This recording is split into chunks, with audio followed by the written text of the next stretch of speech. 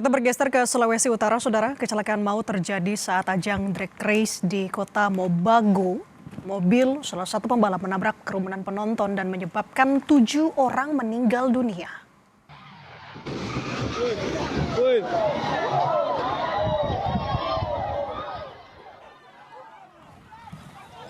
Dari video amatir yang Anda saksikan saat ini, Saudara, merekam saat mobil seorang pembalap hilang kendali dan menabrak kerumunan penonton di sirkuit non-permanen. Insiden ini menyebabkan 7 orang meninggal dunia dan 8 orang terluka. Polisi masih mengusut penyebab pasti kecelakaan ini terjadi.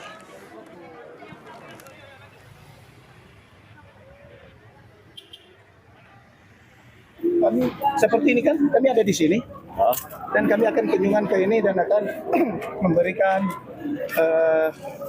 bantuan duka yang di 5 korban ini.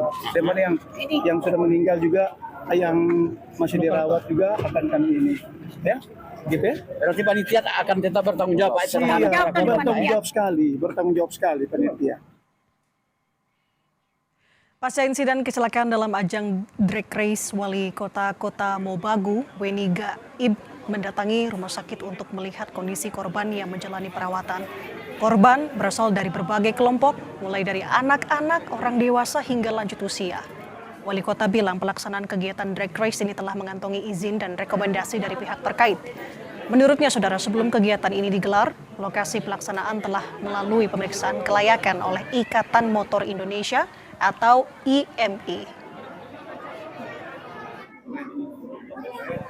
Izin sebelumnya dari yang berwenang mengeluarkan namanya rekomendasi tempat.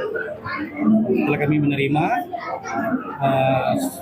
sudah sesuai dengan apa yang panitia sampaikan, dan izin itu diterbitkan oleh pemerintah, dalam hal ini Dinas Perhubungan, dan setelah itu berlanjut.